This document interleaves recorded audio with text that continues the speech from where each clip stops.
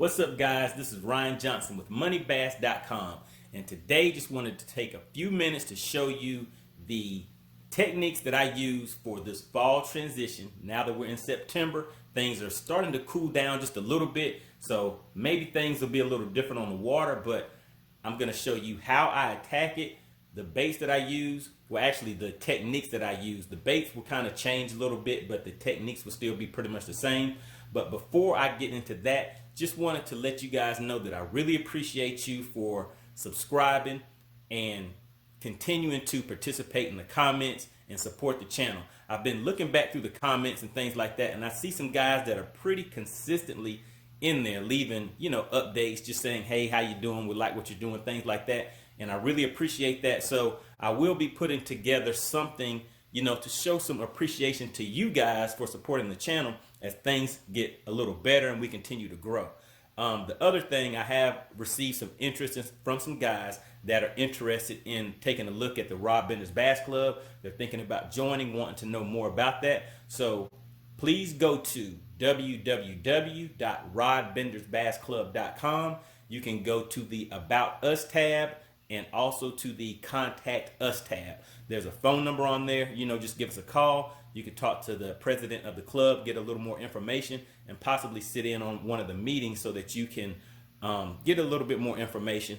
See if that's something that you're interested in and maybe a good fit for you. All right, guys, let's go ahead and take a look at these baits real quick. So my boat is currently at the shop having some maintenance done on the trailer, getting ready for the second half of the Rod Benders Bass Club tournament season. But this right here is the lineup that I wanted to show you guys. So first, what I do is I will head to the lake and I will head shallow, searching for largemouth. And what I like to use to cover water is going to be some type of top water bait, preferably a buzz bait. With that, I'm looking for a big bite. Hopefully I can catch my kicker fish in the morning. And the bait fish, things like that, I've noticed are a little smaller right now. So I'll change this out from a bigger profile to something smaller like a grub or something like that, and throw that in either something bright or maybe just a straight white color, something like that, that'll catch the fish's attention. And I throw this on a 7.3 medium heavy. I like that because it gives me a good hookup ratio. And I'll use maybe like 30-pound braid up to 50, but generally I like to keep it around 30-pound braid. I found that works well. And even when we were at Lake Eufaula, I was fishing the lily pads, things like that, bringing that buzz bait through those lily pads, things like that. Even when that fish pulled me down into it with that 30-pound line, I was still able to get those fish up on top of those pads and pull them right across the top and get them to the boat. All right, so there we go. That's what I'll start off with. And as I'm going down the bank throwing this, I'll still stay in about maybe 15-20 feet of water and just make long casts with that. Then next, what I do as I'm fishing, I will be constantly paying attention to that 360. That 360 mega imaging, the Humminbird unit, will show me what I'm coming up on, and if there's any type of structure, any type of cover or anything like that, I'll slow down and fish that. And what I'll do is first I'll start off with a jig. The reason I start off with that jig is because I'm looking once again for that bigger bite.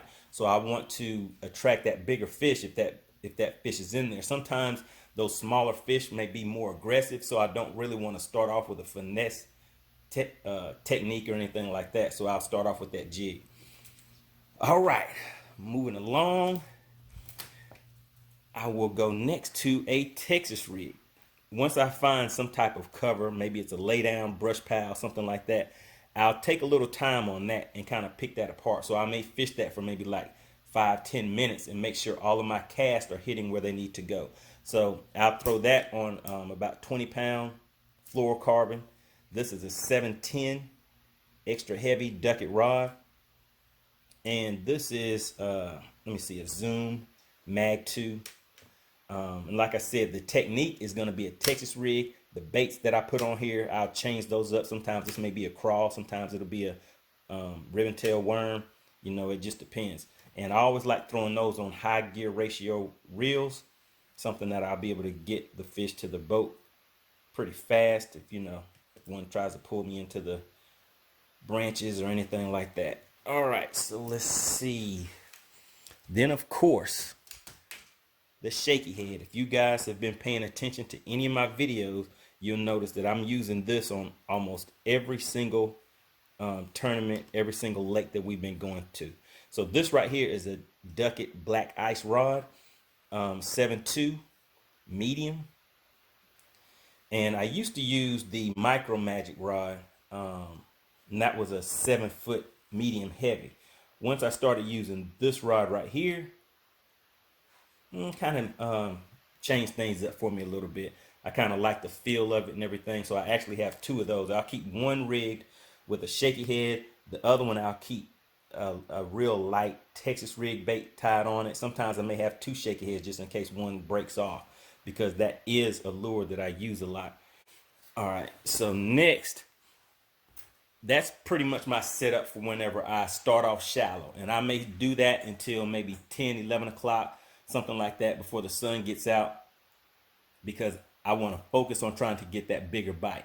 As the sun comes out and things begin to change a little bit, now I'll move out to a little bit deeper water. I'm a lot more comfortable out offshore fishing, things like that, locating cover, structure, things like that, so I can pull those fish out of that. One of the baits that I'll go to first is I will throw something on top, and something like a Sammy. I'll use this natural color, or maybe like something that has a chrome, depending on how bright the sun is. If it's real bright outside, I'll go to like a chrome colored bait. But I'll use this as I'm approaching whatever I'm going to be fishing. I'll start throwing this to see if I can get those fish to come up top and hit that bait. A lot of times that'll pull those bigger fish up, and again, that's what I'm looking for kind of earlier in the day. But as you know, with tournament fishing, things like that, as the day moves on, you start feeling a little bit more pressure if you haven't got your limit yet. So one of the techniques that I definitely like to use, and I know you guys have seen this a lot, is a drop shot. I can use that to fill my limits, and sometimes I can actually key in on some bigger fish and get more bites. So it'll be a numbers game a lot of times, but those will actually help me get the fish to the boat so that I can make my limit and, have a good day on the lake. So what I generally use for my drop shot is, this is a Fluger reel, 7-foot medium, 6.6 medium. Sometimes I use a medium heavy. This one right here is a medium heavy. It's a 6'6" medium heavy with a Fluger reel. This is the SP30. I like using the medium size reels on those. The size weight that I use will vary. Right now I have a 1/2 ounce on there because I generally will go out and fish water that is a lot deeper. And whenever I see the fish on that screen, I want to get down to them as fast as possible.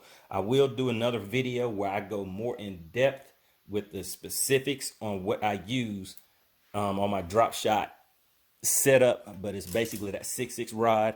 I use like a medium, let me see, 20-pound line, braid, high vis yellow will be the main line, and then I tie that to 8-pound fluorocarbon, and seems to work out for me. Whenever that I get pulled down into brush piles or anything like that, I'm still able to get those fish out of there and to the boat.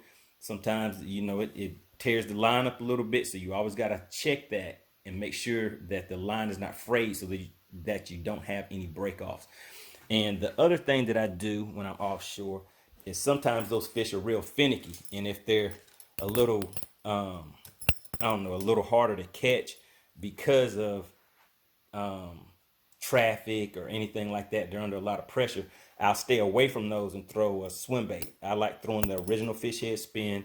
I'll have like a 1/2 ounce is the one that I like, because I can count that down to the water depth that I want it to be at. And I like throwing it on a smaller size swim bait, and that allows me to be able to get more bites, because like I said, for me it's a numbers game. I want to pull as many fish out of there as I can and eventually get those bigger bites if they're in that school. All right, so that is my lineup and pretty much how I like to attack the lake. Like I said, I will make additional videos where I may focus on one technique a little more in depth to give you guys a better idea of how my setups are and what I'm thinking, and just go into a little bit more. But anyway, hope this information has helped you guys out.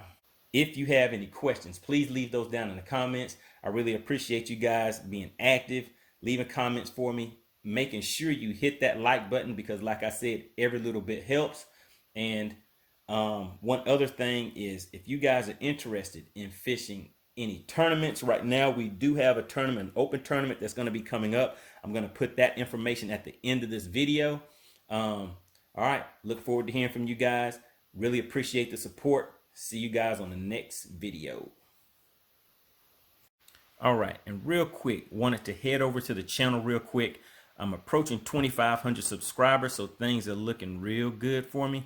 I really appreciate the support, guys. Just wanted to head over here real quick and show you guys real quick. If you go to moneybass.com, it'll pull up my YouTube channel. You'll be able to see all the videos that I've been uploading. I've tried to get a lot more frequent with the videos that I've been putting out. Putting a lot of good electronics information in there, showing tournaments, things like that, giving you guys more tips. And then let me head over here to my comment section. So I see I just got a comment from Corey Morton, got Lee Ward, BT. These are just some people that have been supporting the channel. Pretty much whenever I look through the comments, I'll see these names come up a lot. Tyler Goes Fishing, I've seen you before. Rick Patterson, Sheefer Grubbs. Let's see, who was I looking for in here? Fish the Moment. Okay, I'm pretty sure a lot of you guys have heard of Johnny over there at Fish the Moment with Randy. Then we have 360-second Campbell.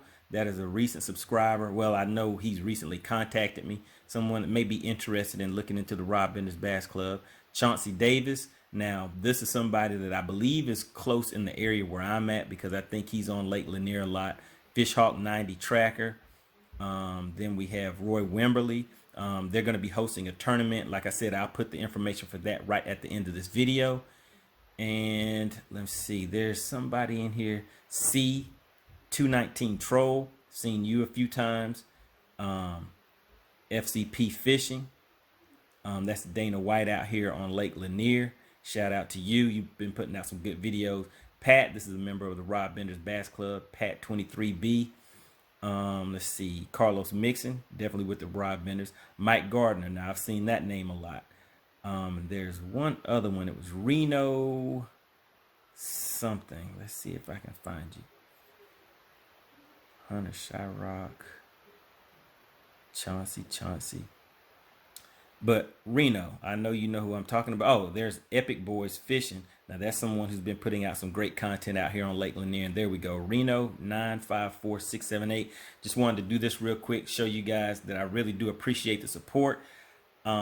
Stay tuned, continue to support the channel, and appreciate it, guys.